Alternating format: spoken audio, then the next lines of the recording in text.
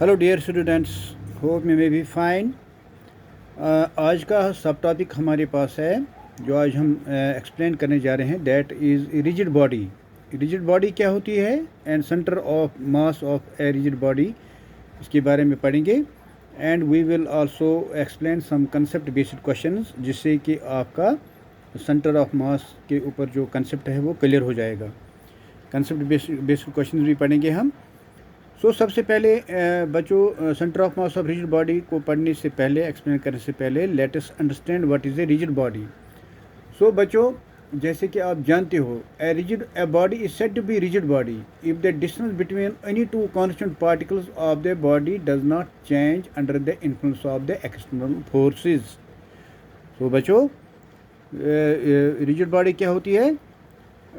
Rigid body is said to be rigid if the distance between any two constant particles of the body does not change। अगर जो भी particles body में होते हैं, जैसे हमने पहले एक्सप्लेन किया अपने पहले वीडियोस में कि सिस्टम ऑफ पार्टिकल क्या होता है। एक इन्फाइनाइट ऑब्जेक्ट जब होता है, क्योंकि हर कोई ऑब्जेक्ट नंबर ऑफ पार्टिकल्स से बना होता है। In an infinite object there are a large number of particles. जब when the distance between any constant particles of the body does not change, अगर जो distance between the particles, जितने भी number of particles एक body में है, infinite body में है, इन्फिनाइट ऑब्जेक्ट में है, उनका डिस्टेंस अगर वो चेंज नहीं होता है, जब भी कोई एक्सटर्नल फोर्स उस पर अप्लाई होता है, तो हम उसको बोलते हैं it is a rigid body. तो हम उसको जब भी कोई एक्सटर्नल फोर्स हम एग्जर्ट करते हैं एक बॉडी पर, एक इन्फिनाइट ऑब्जेक्ट पर या बॉडी पर, तो उस बॉडी पर कोई चेंज नहीं होता है under the action of the influence of the external force, because the distance between constant particles of the body does not change. कि जब जितने भी पार्टिकल्स, लार्ज नंबर पार्टिकल्स एक बॉडी में होते हैं, ऑब्जेक्ट में होते हैं, या सिस्टम ऑफ पार्टिकल्स एक फाइनाइट ऑब्जेक्ट में होते हैं, जब उन पार्टिकल्स के दरमियान कोई डिस्टेंस चेंज नहीं होगा, जब भी कोई एक्सटर्नल फोर्स बॉडी पर एक्टिव होते हैं, उस बॉडी को बोलते हैं हम रिजिड बॉडी। बच्चों, रिजिड बॉडी क्या होते हैं? A body is said to be rigid if the distance between any two constant particles does not change under the influence of the external forces. और a body is said to be rigid, हम इसको और दूसरे तरीके से भी define कर सकते हैं। A body is said to be rigid if it does not get deformed under the action of the external forces. अगर एक्सटर्नल फोर्सेस एक बॉडी पर एक्ट करते हैं और उसमें कोई डिफॉर्मेशन नहीं होती है, जब भी एक्सटर्नल फोर्सेस एक बॉडी पर एक्ट करते हैं तो उस बॉडी में कोई डिफॉर्मेशन नहीं होती है, when external forces applied on the body, then we can say that the body is a rigid body. तो हम उसको बोलते हैं कि बॉडी ये रिजिड बॉडी है। बच्चों, आपको समझ आया होगा कि रिजिड बॉडी किसको कहते हैं। Definition of rigid body. Now, centre of mass of rigid body क्या होता है? The centre of mass of rigid body is defined as the point where the entire mass of the body, rigid body, is suppose to be concentrated. जो हमने पहले भी centre of mass of a body को define किया, centre of mass क्या होता है। Similarly in case of rigid body भी सेंटर ऑफ मास का डिफिनेशन सेम ही है। The centre of mass of a rigid body is defined as a point where the entire mass of the rigid body is suppose to be concentrated. जहाँ पर एक body में एक point है जहाँ पर entire mass of the rigid body concentrated है, उसको बोलते हैं centre of mass of the rigid body. जो हमने पहले भी centre of mass definition apply किया है। There is no difference for rigid bodies of regular shape. जब हम बॉडीज ऑफ रेगुलर शेप ले लेंगे, the centre of mass is at their geometrical centre. इसका मतलब है कि that is in the case of सेफियर। अगर हम सेफियर की बात ले लेंगे, the centre of mass must be the centre of the sphere. अगर हम एक सेफियर की बात करेंगे, हम उसका सेंटर मास कहाँ पर होता है? उसका सेंटर ऑफ मास होता है सेंटर ऑफ द सेफियर पर। बच्चों, the centre of mass of a rigid body is defined as a point where entire mass of the rigid body, वो जहाँ पर पूरा entire mass of the rigid body is suppose to be concentrated, उसको बोलते हैं centre of mass of the rigid body. For जैसे regular geometrical shapes हम ले लेंगे, बॉडीज ऑफ रेगुलर शेप्स, जैसे हम centre of mass of geometrical centre for rigid bodies of regular shape, जो बॉडीज रेगुलर शेप के होते हैं, उनका जो सेंटर ऑफ मास जो होता है is at their geometrical centre. उसमें एग्जांपल क्या लेते हैं हम, जब हमने एक सेफियर ले लिया है, एग्जांपल सेफियर का सेंटर मास कहाँ पर होगा, द सेफियर ऑफ सेफियर का सेंटर ऑफ मास जो होता है वो उसके सेंटर पे होता है। सो बच्चों you have to understand it.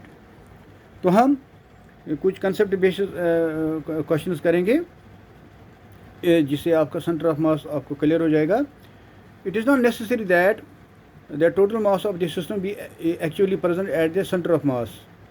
It is not necessary, ये ज़रूरी नहीं है कि the total mass of the system B actually present at the centre of मास, कि सारा मास जो टोटल मास जो है वो प्रेजेंट होगा सेंटर ऑफ मास पर। In fact there may not be any mass present at the centre of mass. In fact there may not be any mass present at the centre of mass. So बच्चों ये clear है कि it is not necessary, ये ज़रूरी नहीं है कि जो total mass of the system जो है वो एक्चुअली प्रेजेंट होगा सेंटर ऑफ मास पर, सेंटर ऑफ मास पर। In fact, there may not be any mass present at the center of mass. वो ये भी हो सकता है कि at the center of mass there may not be any mass present. दूसरा कंसेप्ट हम पढ़ेंगे, the position of center of mass depends upon shape and size of the body and the distribution of its mass. जो position of central mass क्या होता है एक body में, वो डिपेंड करता है शेप ऑफ द बॉडी पर, और शेप ऑफ द बॉडी की और साइज ऑफ द बॉडी की, and the distribution of the mass of the body, body का मास कैसे डिस्ट्रीब्यूशन है। It may lie with in और outside the material of the body. जो सेंटर ऑफ मास है ये लाई कर सकता है विद इन या outside the material of the body. जो भी मटेरियल ऑफ द बॉडी होगा, जो सेंटर ऑफ मास है वो डिपेंड करता है shape size of the body पर and distribution of the mass पर। सो सेंटर ऑफ मास लाई कर सकता है विद इन और outside the material of the body. ये बच्चों आपको याद रखना है। इसी तरह centre of mass changes its position only under translatory motion. वो जब ट्रांसलेटरी मोशन होता है, जो सेंटर ऑफ मास जो है वो बॉडी का चेंज होता है। वो centre of mass change its position, body का सेंटर ऑफ मास चेंज होता है, उसका पोजीशन चेंज होता है जब बॉडी जो होगी ट्रांसलेटरी मोशन में है। अगर बॉडी रोटेशन मोशन में है, there is no effect on centre of mass. तो बच्चों आपको याद रखना है, ये कुछ कंसेप्ट है, कंसेप्ट बेस्ड क्वेश्चन है कि अगर जो सेंटर ऑफ मास चेंज अपना पोजीशन करता है तब जब बॉडी का ट्रांसलेटरी मोशन में है, ट्रांसलेटरी मोशन हो जाता है। लेकिन अगर बॉडी का रोटेशनल मोशन होता है उसमें सेंटर ऑफ मास पर कोई इफेक्ट नहीं पड़ता है। इसी तरह the position vector of centre of mass of two particle system is given by, जो हमने पहली वीडियो में पढ़ा कि position of the centre mass of two particle जो है ऑफ टू पार्टिकल सिस्टम जो हमने पढ़ा पिछली वीडियोज़ में, that is given by R is equal to m1r1 plus m2r2 divide by m1 plus r2। ये हमने रिलेशन निकाला centre of mass of two particle system, ये हमने पहले भी पढ़ा है। When the mass of the two bodies are equal, जब दो बॉडीज़ का मास इक्वल होगा, दैट इज़ m1 बराबर m2 बराबर m। अगर दो बॉडी जो टू पार्टिकल सिस्टम में होते हैं m1 m2, अगर m1 और m2 दोनों बराबर है, अगर मास ऑफ द पार्टिकल्स बराबर है, तो उस वक्त जो है position vector of the centre of mass क्या होगा, that is given by R is equal to m r1 plus m r2। इसमें m1 m2 के बजाय हम m लिखेंगे क्योंकि mass of the two particles are same, that is m1 m2 is equal to m। तो उस वक्त position vector क्या बनेगा, that is given by R is equal to m r1 plus m r2 divide by m plus m। यहाँ m ऊपर और नीचे numerator और डिनोमिनेटर में m हो जाएगा कैंसिल, तो ये क्या बनेगा m into r1 plus r2 divide by 2m। ये बनेगा नेक्स्ट स्टेप में m कॉमन निकलेगा, ये बनेगा r1 plus r2 divided by m plus m हो गया 2m। यहाँ पर m और m कैंसिल हो जाएगा, तो ये क्या बनेगा, जो पोजीशन वेक्टर r बराबर है वो बराबर है r1 plus r2 divide by 2। सो बच्चों यहाँ पर अगर हम देखेंगे इस एग्जाम्पल में कि जब दो पार्टिकल्स का मास बराबर है, अगर ये दो पार्टिकल हम ले लेंगे टू पार्टिकल सिस्टम में, दिस इज पार्टिकल 1, इसका मास m है, this is particle at b, this is at point a for example, and this is at point b for example, this is mass दोनों particle का बराबर है। तो उसमें उस वक्त जो है वो जो सेंटर ऑफ मास वो कैसे बराबर होगा, वो बराबर है यहाँ से यहाँ पर कुछ r/2, यहाँ से r/2। Good, that is center of mass of two particles having equal masses lies exactly midway on the line joining the two particles. So यहाँ पर आपको याद रखना है कि जैसे अगर हम दो पार्टिकल को कंसिडर कर रहे हैं with having equal mass m1 is equal m2 is equal to m, तो सेंटर ऑफ मास क्या होगा, centre of mass of two particles having equal masses, centre of mass of two particles, centre of mass of two particles having equal masses, मगर उनका mass equal है, lies exactly midway पर lie करता है उनका centre of mass, on the line joining the two charges, on the line joining the two masses और two charges, this is the center of mass of the body of the two particles when mass of the two particles is same. इसी तरह we are going to some shape of the body, हम यहाँ पर देखेंगे shape of a body और position of center of mass क्या होता है। देखो जैसे अगर हम यूनिफॉर्म रॉड लेंगे, यूनिफॉर्म रॉड जो है, यूनिफॉर्म रॉड का जो सेंटर ऑफ मास होता है वो होता है mid point of the rod.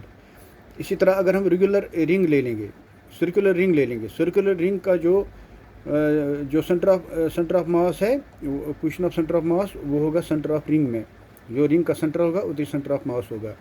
इसी तरह अगर हम ले लेंगे सर्कुलर डिस्क, वो ये भी स्फीयर है, सर्कुलर डिस्क है, उसका भी सेंटर ऑफ डिस्क पर रहेगा पोजीशन ऑफ सेंटर ऑफ मास।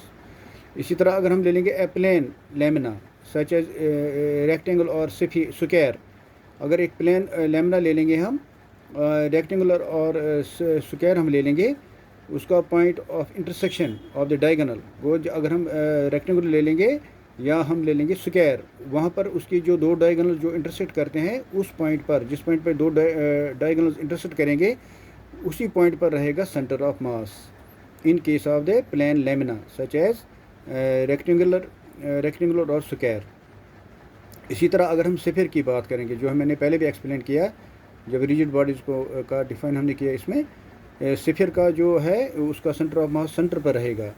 अगर हम सिलेंडर की बात करेंगे, सिलेंडर का जो सेंटर ऑफ मास है वो रहेगा mid point of the axes, जो एक्सीज का मिड पॉइंट है सिलेंडर का उधर ही होता है सेंटर ऑफ मास। ये बच्चों आपको याद रखना है हमेशा के लिए। इसी तरह ट्रायंगल प्लेन लेमिना, इसका सेंटर ऑफ मास कहाँ पर रहेगा, point of intersection of median. वो अगर हम ट्रायंगल को मीडियन डालेंगे, वो जहाँ मीडियन इंटरसेक्ट करेंगे, जहाँ ट्रायंगल के मीडियन, जब हम ट्रायंगल में मीडियन डालेंगे वहाँ पर मीडियन जिस जगह पर इंटरसेक्ट करेंगे वही उसी जगह पर होता है, लाई करेगा centre of mass of the triangle. इसी तरह अगर हम करेंगे क्यूबिकल ब्लॉक की बात करेंगे, उसका सेंटर ऑफ मास क्या होगा, point of the intersection of the diagonals. वो जहाँ पर क्यूबिकल ब्लॉक की अगर बात करेंगे तो उसका जो सेंटर ऑफ मास रहेगा, जो भी point of intersection of the diagonals होगा वहीं पर रहेगा उसका सेंटर ऑफ मास। तो बच्चों इस वीडियो में हमने पढ़ा रिजिड बॉडी क्या होता है, centre mass of rigid body क्या होता है, कुछ कंसेप्ट बेस्ड क्वेश्चन हमने पढ़े और हमने एग्जाम्पल्स पढ़े of different shape of body, उनका पोजीशन ऑफ सेंटर मास क्या होता है। सो बच्चों you will repeat the videos 1 or 2 times for better understanding, and you will consult your subject material. Thank you very much. We are continuing our videos. Thank you.